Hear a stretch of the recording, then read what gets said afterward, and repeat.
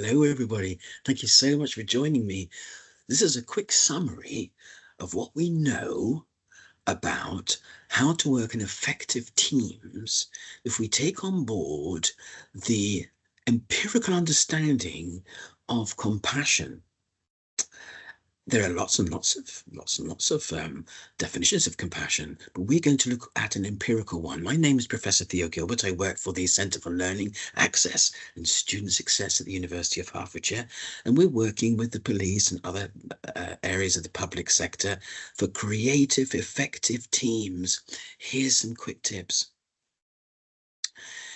It turns out that in teams, have a think about this yourself. It turns out that in teams, we've surveyed and interviewed altogether hundreds of people now on this, that there are two really difficult behaviors that turn up again and again in teamwork that spoil its outcome and spoil the experience of people in that team. In other words, the team can't bond as well as it would have done, and it certainly can't think as smartly as it could have done. Now, what are those two behaviors? You may have come across one of them. Have a think about this. Have you ever been in a team or a meeting anywhere where one person did so much talking, sort of taking over, that other people didn't get much chance to speak? That's a real problem, because that means your team is like a plane flying on one engine. Have you ever been in a team, when we think about the second behavior, where one person, maybe yourself, has really not contributed to anything? They've been so quiet and silent. Well, would you believe, it turns out that these are, from our surveys and work at the University of Hertfordshire, are the most common behaviours. And it turns out that where we're working in the public sector, the same is happening there in the workplace. The thing is, the trick is, the most important thing is, colleagues, is to remember that nobody is to blame for that. Nobody is to blame for that. I mean, think about it. In universities, we're working in highly competitive, individualistic places, where everybody's got to worry about their grades, their scores, their percentages, and how they fared against other people, because that's self-esteem, Self-esteem, oh, what a nasty, toxic concept that is. Self-esteem means measuring yourself against everybody else in some aspect of your personal performance.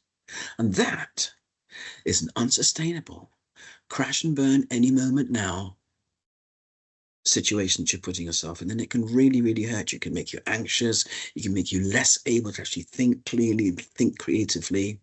In other words, compassion is an alternative. But what is compassion?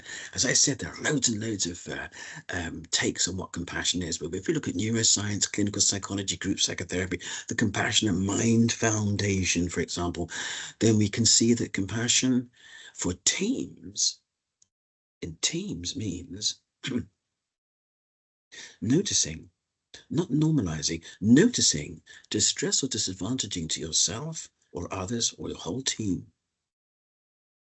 not normalizing it, and then doing something wise about it. We say wise because there are an awful lot of things we can do that can make things worse. So what would we do about those two behaviors that could really transform the way you feel about your teamwork, the way you look forward to it, and the creativity that is nurtured by that?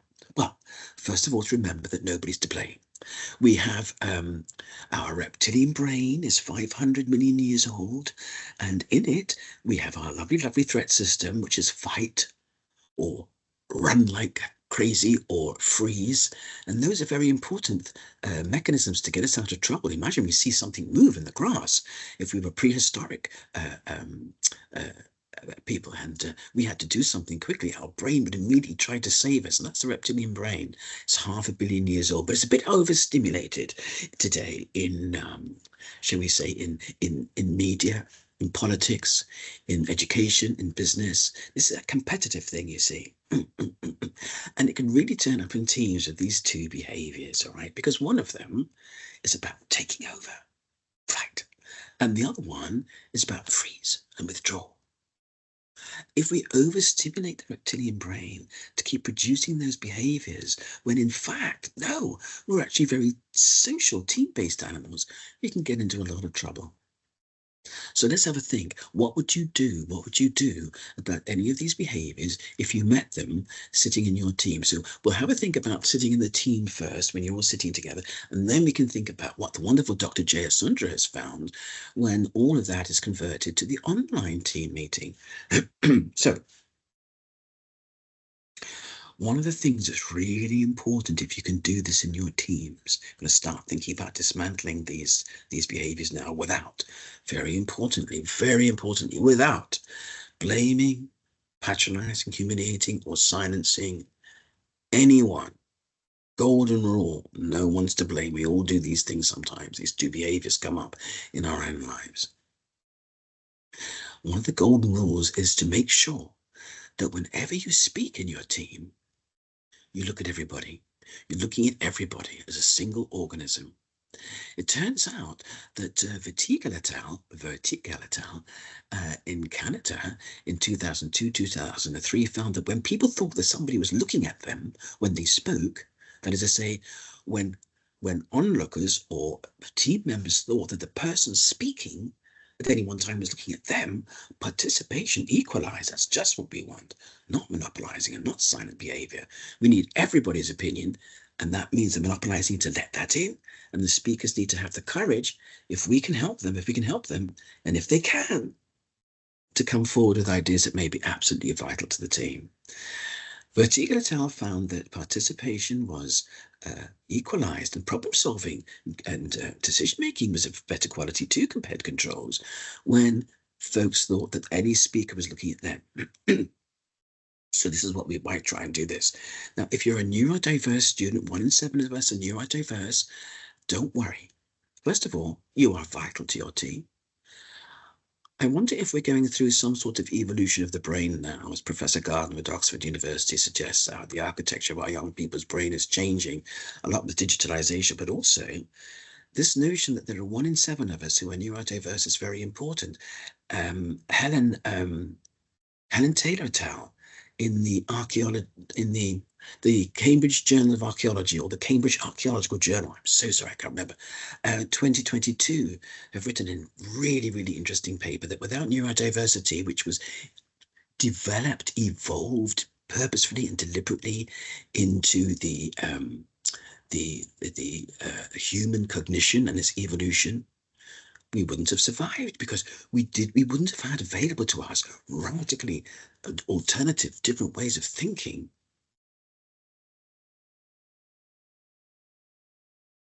When we met existential crisis after existential crisis. In other words, let me say this again, neurodiversity is vital for those important flashpoints of alternative thinking that can get us out of trouble. And it's a great, great shame that neurodiversity is not nurtured and cultivated as much as it should be in the education system, because we've got a lot of world problems to solve now. And the ideas are not always forthcoming over how to break the deadlocks of why those ideas are not getting through. But let's go back to our team. So we're really trying to look. So even if you're neurodiverse, try and look at everybody if you can. And I have to say to all of you that we're finding that our neurodiverse students are really trying valiantly, bravely to do that. It's just an amazing act of courage to witness. But that they are encouraged because other team players know how to nurture that and bring that forward. So let's just go back, and we'll think about that too in a minute, but let's go back. And we're thinking about now how we're looking at everybody in the team. We're looking at everybody in the team now. In our brains, it turns out, Del Monte et al. Discovered, and have written a fantastic paper in Neuron 2022, that there are 4 areas in our brains which house neurons whose purpose we hadn't understood before. It turns out that their purpose is to work together in complex ways to extract meaning from social gaze in primates. Now, if you think about the neocortex for imagination, reasoning, criticality, and rationalizing that we humans have, and it's very well developed and it's still developing, then goodness me, what that means is that we're making meaning of what we see in people's faces all the time. And what is there to help us with that? This is really important, because There are lots of other things we can talk about, and I will tell you about those. They're very, very exciting. But the point is, this means that when we're looking at everybody, it means that our brain is actually seeing where everybody else. If I'm speaking to you and I'm looking at all of you as we sit around the table together, I'm a team member. Then it can then you can see that I'm looking at you, and that makes you realize that I am including you in my attention, the greatest gift you can give anybody, and that I really am interested in your opinion, your views. Of course I am. That's why I'm looking at you. But also, I'm reading you in unconscious ways. I can see who may not be very happy today, or have been looking worried, or is about to say something, or doesn't quite understand. It's just amazing what we can pick up. One of the reasons why is because, as Kim et al. Say, we need to develop an awful lot of new muscles in our faces. And this all started to happen around 2.4 million years ago, guys, colleagues, when we had to come down from the trees. We were all out of Africa. We had to come down from the trees because there was no food there. Another climate change. We had to become bipeds. We had to bring down animals. Let me just show you something. We had to bring down animals. I'd love to show you something.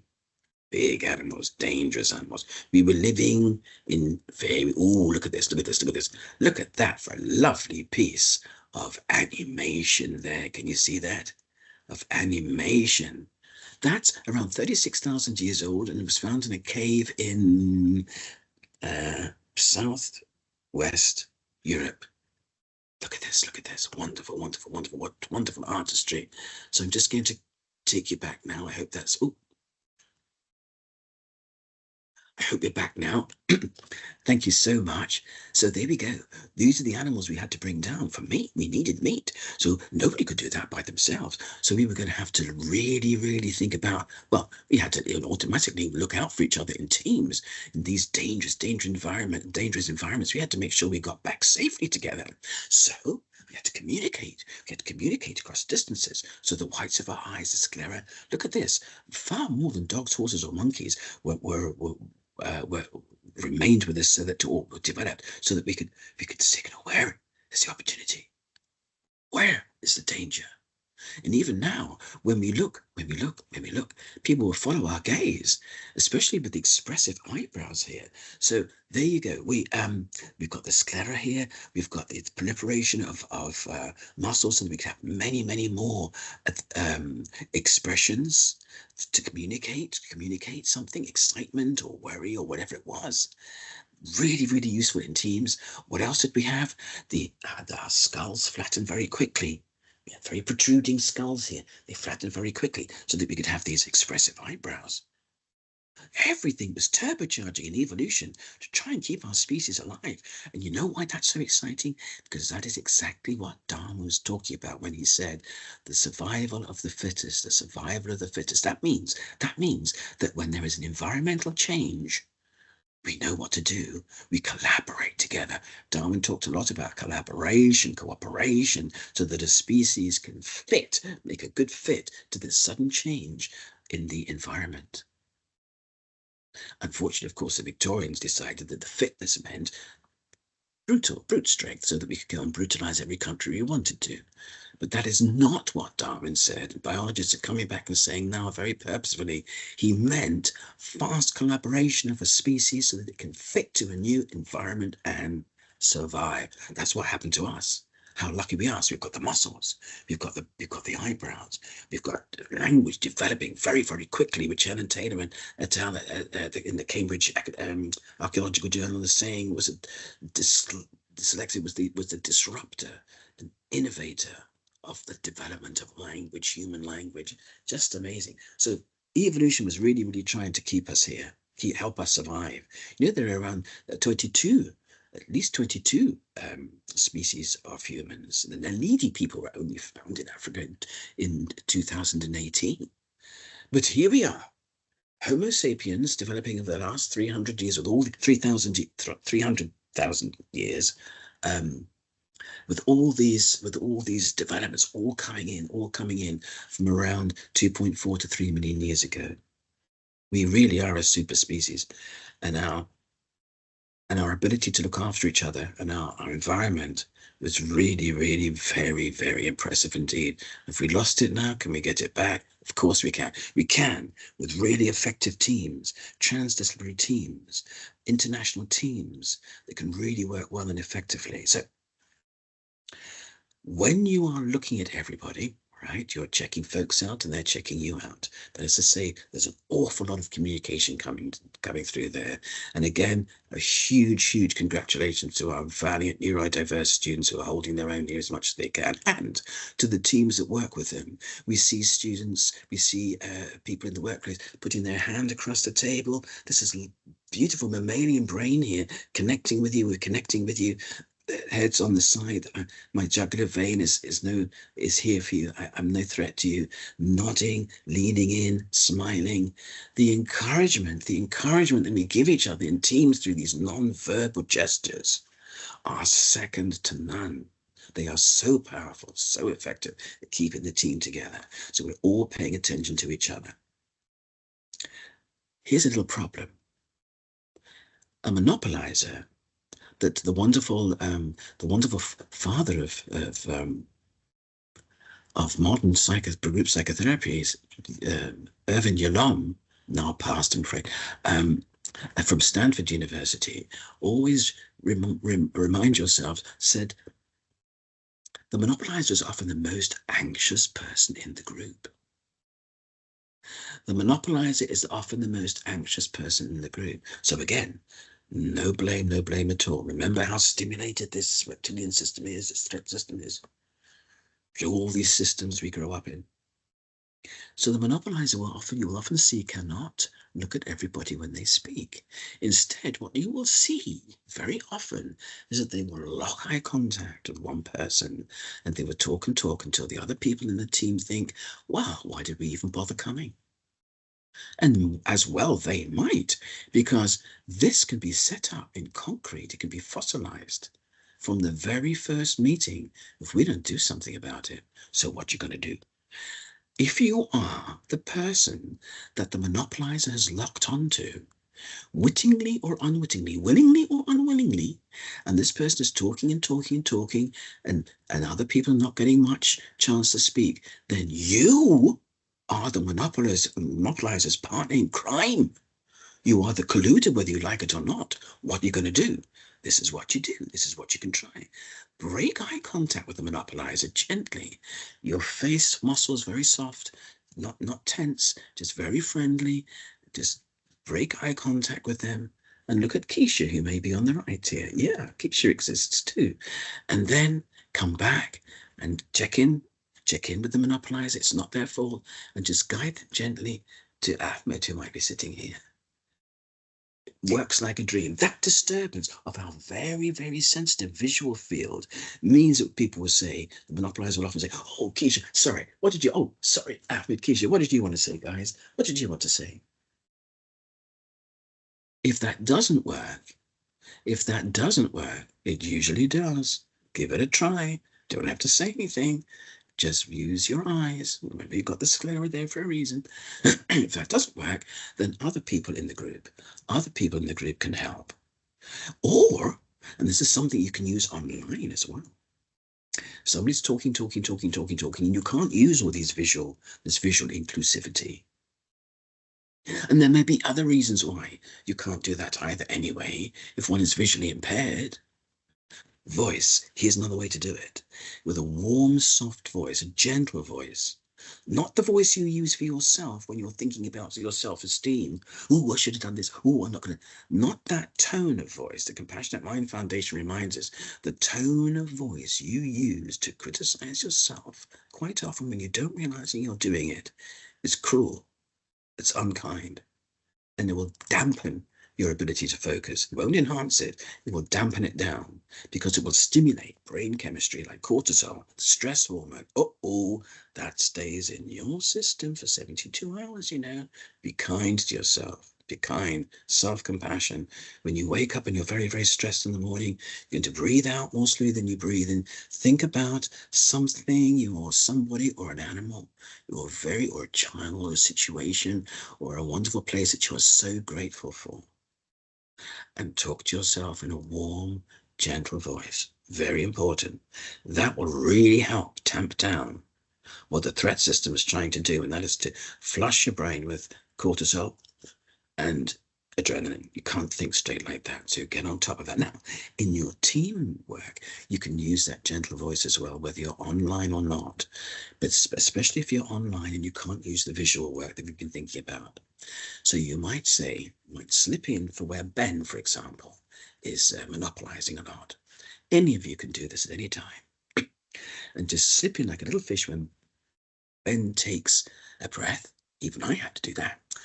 And just say in that warm voice, Ben, thank you very much. That's a really important point, for crucial point, relevant point. That's helpful. That's useful. Because please validate, validate, validate, not patronize.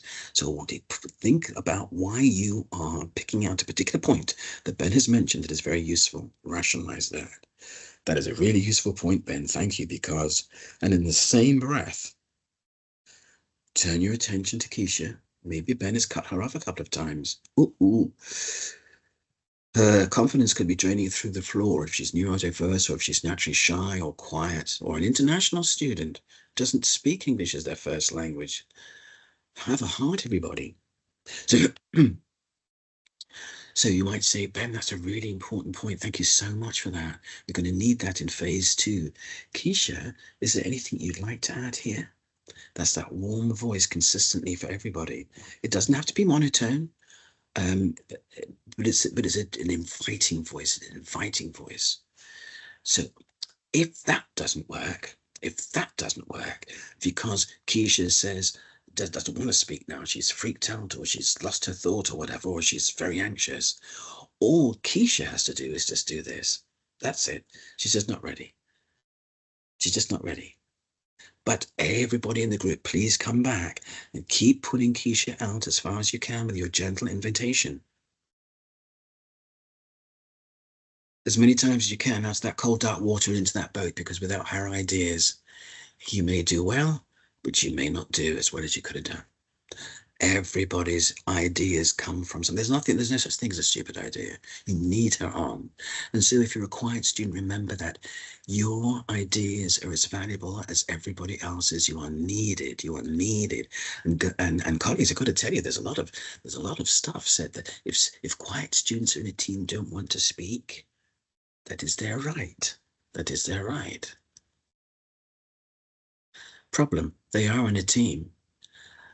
Problem, again, when we invite those students who are quiet to come and talk in interviews and or in surveys, most of them want to talk. They really want to talk, but they talk about big mouths, loud mouths, even teachers' pets. They talk about being anxious that they could say something that's wrong, just simply wrong. There are lots of wrong possibilities and only one right. That's never true, is it? They're worried about humiliating themselves, making fools of themselves, that other people are more articulate than them, more fluent than them, can express their ideas better. And it's this constant self-criticism that has really paralyzed them, paralyzed their ability to contribute the things they actually want to say. And then, of course, they go in hand in coursework, which is outstanding. And their team never got the benefit of their thinking processes. So, guys, colleagues, dear colleagues, I mustn't keep calling you guys. It's very old-fashioned, and I'm really trying not to do that. So, dear esteemed colleagues, and I do mean that, because every single one of you is irreplaceable, absolutely irreplaceable. The world has been working the universe has been working for around 3 million years to try and get you into the universe, into the world exactly as you are. One tiny change in the 32,000 trillion cells in your body, a tiny change, you wouldn't be here. So if your great-great-great-great-grandfather hadn't met your great-great-great-great-grandmother, going back many, many, many generations more than that, under that tree in Africa, which is where we're all from, and only 5 minutes ago, by the way, you wouldn't be here.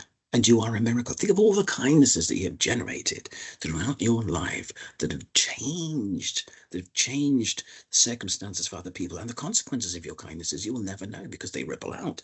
Think about if anything happened to you, what about all the kindnesses that you will generate through your life? You can't even count them. And the effects that will ripple out from those. There's no doubt about it. The way that you are experiencing your life, like part of it, feeding to big collective consciousness feedback loop. The way that you're experiencing your life in everyday moments is not replicated by anyone else on the planet, nor has ever been or ever will be. You are absolutely irreplaceable. So here we are. We're going back to our team. And what we're finding, here's something exciting. What we're finding is that when Keisha does this, we can also encourage her to, or to ask another student, could you help me out, Ahmed? So that's a great idea. If you're a Keisha, and we all Keisha sometimes, I don't want to say anything here. We're finding that when a quiet student's not quite ready in that moment to speak, but you're going to invite them again and again. Well done, beautiful team workers. You were created for this over nearly 3 million years. What Keisha can do is just say to another student, Ahmed, could you help me out? Now, here's some really exciting magic. We see this even in filmed postgraduate exams where discussions are being filmed. And we see tutors thinking, oh no, when they're watching the film or examining, in the same room with the students. Oh no, Ahmed is even quieter than Keisha. This is not going to go well. Here's your reminder. So sorry. I have terrible short-term memory problems, and Alexa talks all day because of it. But she does help.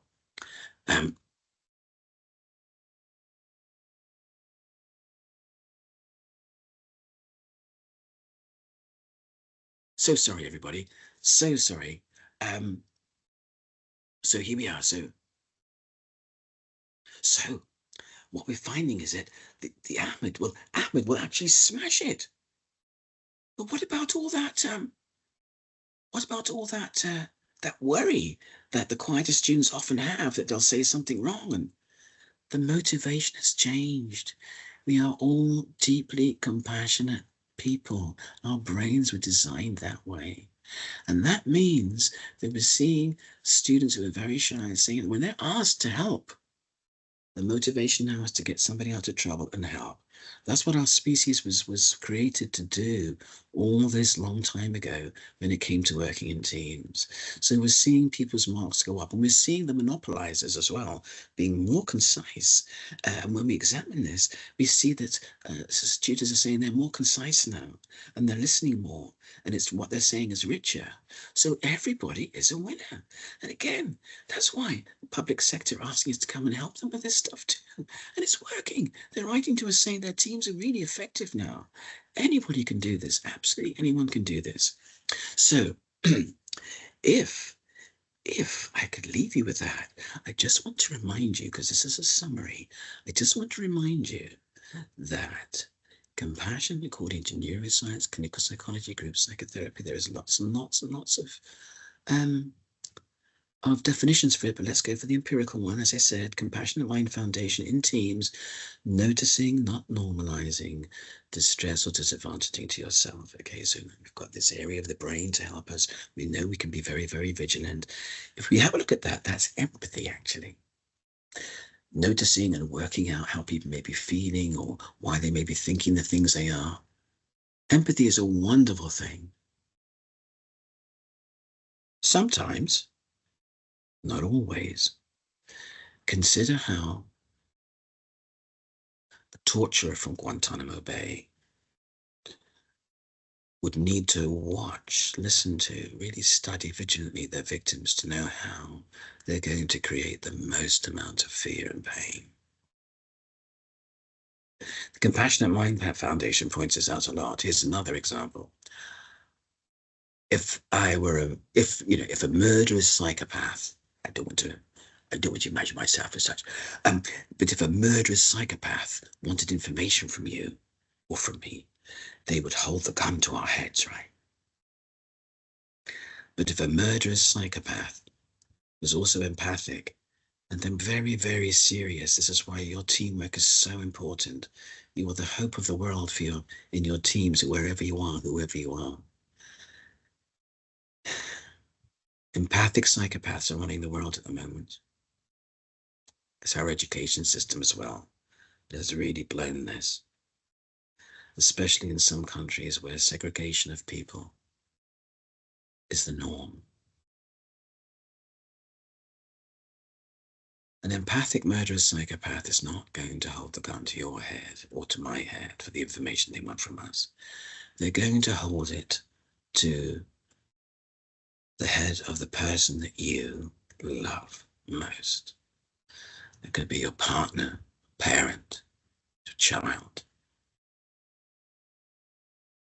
Empathy also underpins advertising, you know. Think about it. There are so many lonely young people.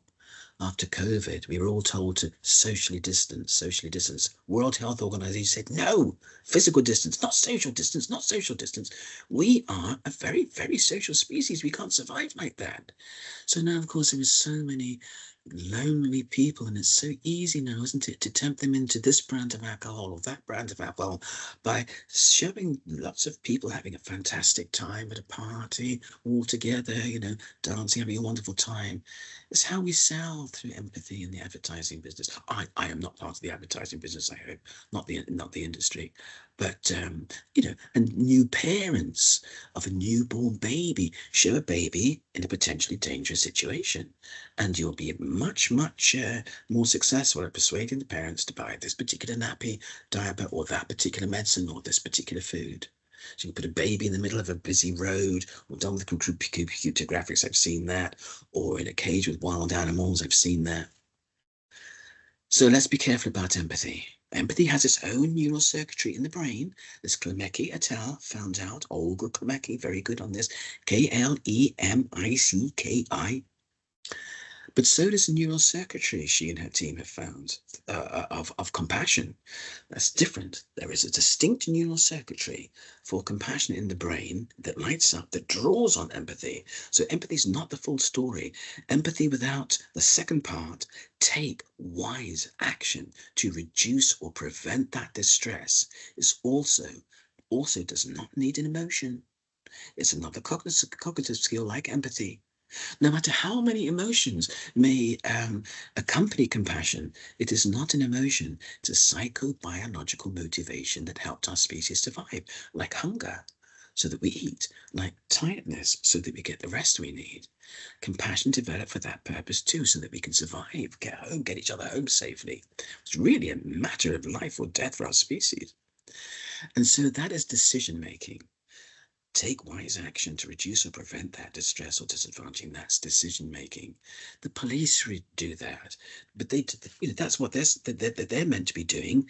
Take wise action when they see somebody in distress or in trouble, depending on their training. The same with health workers, depending on their training. Don't be rushing off in floods of tears if you're a fire worker, a fire officer. You've got to get in there, depending on your training, watching vigilant for any fire hazard, and where that could do even more damage. Keeping yourself safe and others through training, decision-making, problem-solving through smarts. So we can say that compassion really depends very much on just being smart, vigilant, taking in the information and deciding what to do, to help each other out, to mentor each other like crazy. If people have not done the work, it may be because they've, when they come to the team, it may be because they've had this problem or that problem or this in some kind of avoidance. Two people in your team, not one. Try and help them along. Try and help them get started, get launched. In other words, that means that they will know that they need to give back. With this kind of teamwork, you'll often find that you will be empowered, you'll be motivated to want to give back as much as you're getting. And more and more. And remember, what you do give will come back to you come back to you manifoldly, many times over. If you keep your team working on these rules, keep your team working on these rules. No point if just one person's doing, it's got to be everybody. It's got to be everybody. And remember also to allow silences. Don't jump into silences, as some folks have told us they do because they can talk for England. And silences are so awkward, aren't they? No, they're not. They are spaces, reasonable silences, in which your group is, your team is thinking, digesting what's been said, and thinking about the next way forward. And this also is a magic space for how the quieter students can now find a way in. I'm going to leave you with that. My name is Professor Theo Gilbert. It's a joy to tell you about this wonderful, exciting science of teamwork, which we're so hoping we can get into education. And you may help this too, so creatively in your own teams where you are right now, because you can take this into the workplace.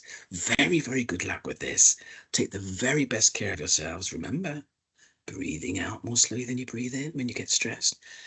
Thinking about something you're really grateful for, possibly the face even of an animal, a dear dog, doctor here, or a child, or a dear friend. Not somebody you're missing, please, because that's going to upset you, but somebody that you are really grateful for. And remember that warm voice. Compassion starts with yourself, and then you can be such a formidable force for good, for compassionate teams that are creative, innovative, and resilient. Take care for now.